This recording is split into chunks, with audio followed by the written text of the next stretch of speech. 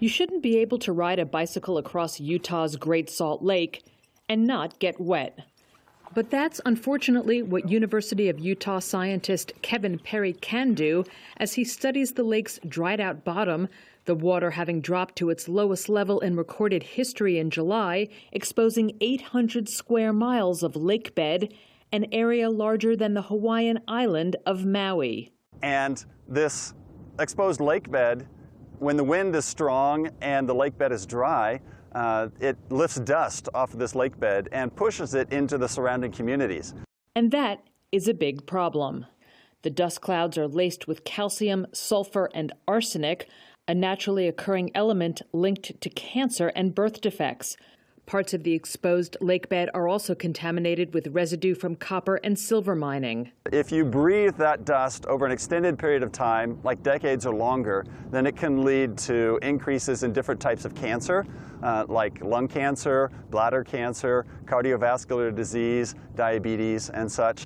For years, water from Utah's Great Salt Lake has been diverted for human consumption, industry, and agriculture. That, combined with a 2-decade drought exacerbated by climate change, has heightened concerns that ecological and economic disaster could await the nearly 2 million people living near its receding shores. Already, the lake's millions of birds are suffering as the disappearing lake robs them of nourishment lower on the food chain. Alvin Sihapanya, a researcher at the Great Salt Lake Institute at Westminster College, displays what's known as a microbialite, essentially a living rock that is critical to sustaining many bird populations.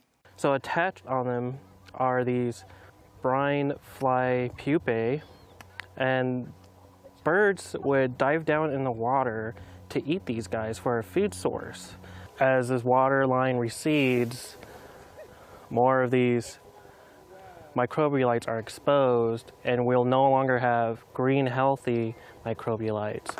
But instead, what we have there is this white, grayed out structures that don't have life growing on them.